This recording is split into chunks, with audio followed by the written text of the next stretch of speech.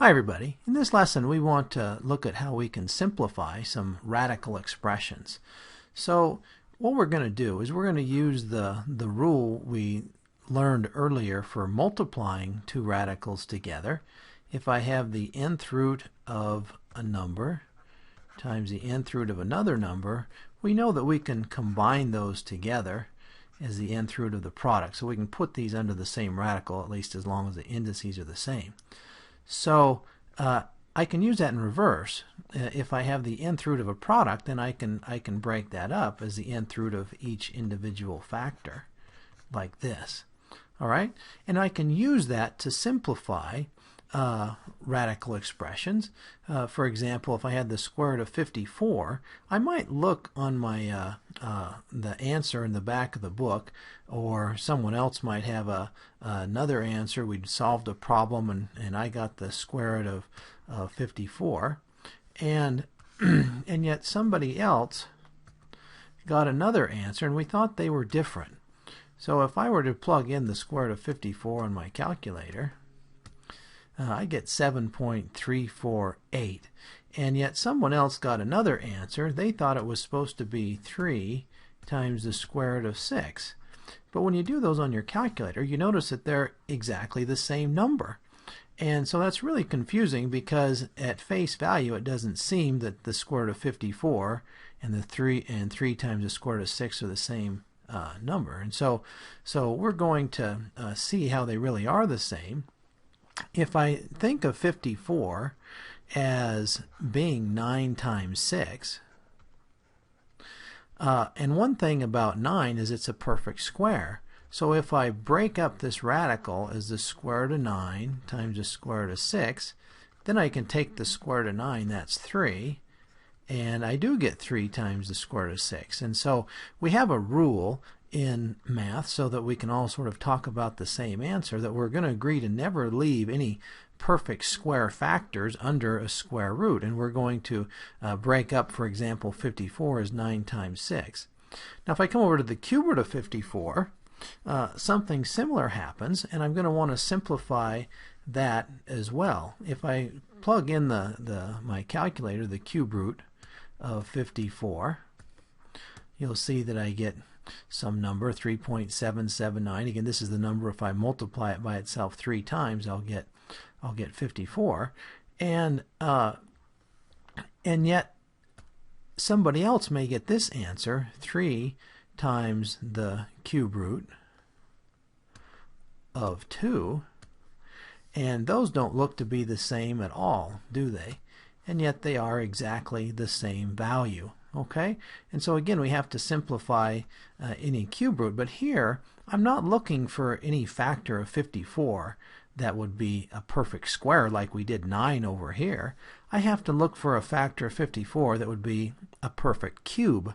And so rather than going through my mind thinking, well, what are the factors of 54, and most of you would probably get 9 times 6 first, a much better approach is to think about perfect cubes and say, well, 2 cubed is 8. Does 8 go into 54?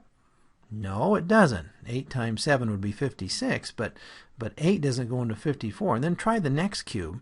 3 cubed is 27. Does 27 go into 54? Yes, it does. So I'm going to rewrite this as the cube root of 27 times 2, that I can then break apart as the cube root of 27 times the cube root of 2. And the cube root of 27 I can take, that's going to be 3, and I'll end up with 3 times the cube root of 2, and that's why the cube root of 54 is the same as 3 times the cube root of 2. Okay? Alright, so let's do some more like this. Let's look at the square root of 24x squared, and then we'll look over here at the cube root of 24x to the 4th.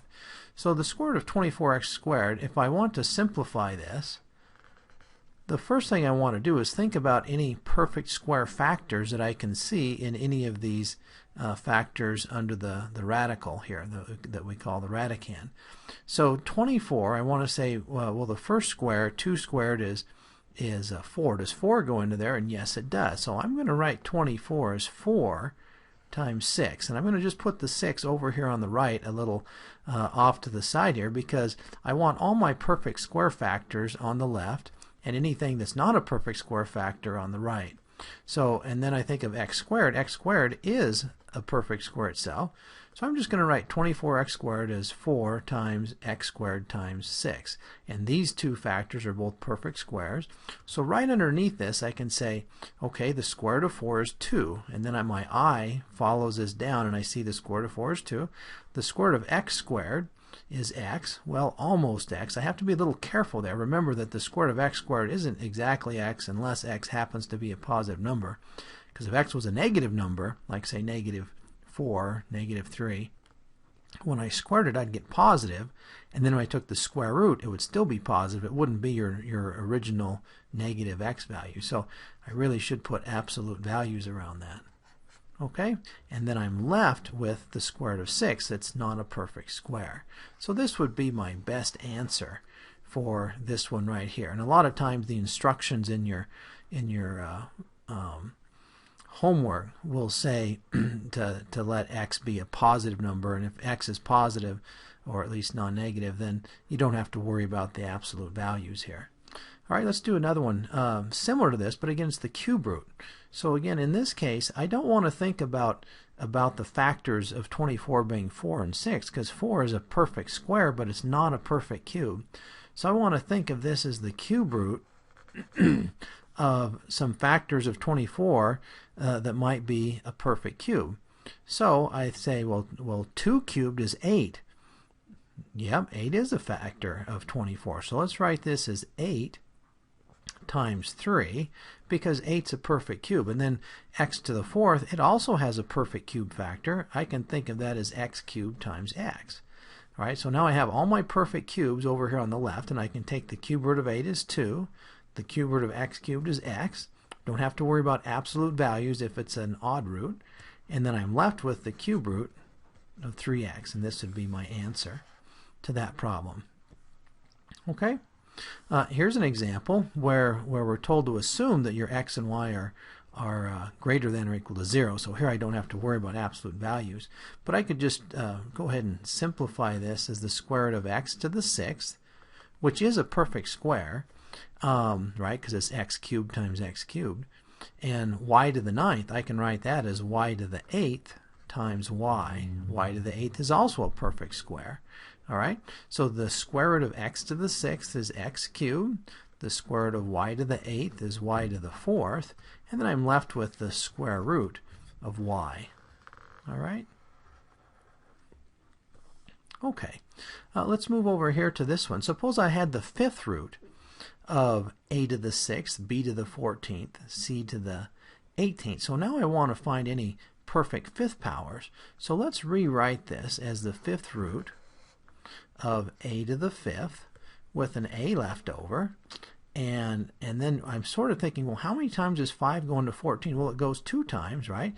A to the 10th, or I'm sorry, b to the 10th with b to the 4th left over. So let's write this as b to the 10th, right? Because b to the 10th is the perfect fifth power. And then I'll have b to the 4th left over. And then how about c to the 18th? Well, is there any perfect fifth powers in there? Yeah, I can write that as c to the 15th. And then I'll have a c cubed left over. All right? So if I take the 5th root of a to the 5th, I'm going to get a. And the 5th root of b to the 10th is going to be b squared. And the 5th root of c to the 5th, or c to the 15th, that'll be c cubed. And then there's no perfect fifths in any of these that were left over, so I'll just multiply all that by the 5th root of a, b to the 4th, c cubed. Okay? Now we can also multiply and then simplify, like if I had the square root of 10 times the square root of 14, notice that there's no perfect square factors in 10, there's no perfect square factors in 14, but there is a factor of 2 in 10, and there's a factor of 2 also in 14. So when I combine these together under the same radical, I'm going to have 2 times 5 is 10, and 2 times 7 is 14. So I can think of that as the square root of 2 squared, which I can take the square root of, times 35. So this will just be 2 times the square root of 35. And that's a nice easy way to do that. If you think of the factors of these numbers, it makes it a lot easier rather than getting 140 and then thinking about what I multiply 4 by to give you 140. Okay, here's another example. If I had the cube root of 9x squared y times the cube root of 6x squared y to the fourth, you see there's no perfect cubes here and there's no perfect cubes here, but there is a 3 squared here, and then 6 is 2 times 3, so when I combine those under the same radical I will have 3 3's. Same thing, I got an x squared here and an x squared here. When I put those together there will be a perfect cube factor in there as well. So let's go ahead and write this as the cube root of 3 times 3 times 2 times 3, so there's my 9 times 6, and then I'll have a x to the fourth and a y to the fifth. So let's write this as the cube root of 3 to the third power. That's a perfect cube. And then I have a 2 that's left over here, right? Because I'm not going to have any cubes in the 2. And then x to the fourth, let's write that as x cubed times x. And then the y to the fifth, let's write that as y cubed times y squared. So all I'm doing is just arranging the factors so in groups of 3, so that I have cubes over here, and then I can take the cube root. The cube root of 3 cubes 3, cube root of x cubes x, cube root of y cubes y, and I'll be left with the cube root of 2xy squared, and that would be my answer. Okay, and again, let's move on to this next one, I guess. If I have the fifth root of a cubed times b minus c to the fourth, and I'm multiplying that by the fifth root of a to the seventh times b minus c to the fourth. So I'm going to put these together, and I'm going to think of this b minus c as just a single quantity. All right, even though I see 2 terms in there, I really want to just think of this as the fifth root of a to the 10th when I put these together under the radical, and I'll have b minus c to the 8th. So I can go ahead and think of any perfect fifth powers in here. This would be the fifth root. A to the 10th is in fact a perfect fifth power, right? That's a squared to the fifth power. And then I'll have a b minus c to the fifth power out of the b minus c to the 8th. And that'll leave me a b minus c to the third power. That'll be a leftover. All right, so I can take the fifth root of a to the 10th. That's a squared. The fifth root of b minus c to the fifth, that'll just be b minus c. And then I'll be left with the fifth root of b minus c cubed. This will remain under the radical. And that would be my answer, to simplify that as much as I can.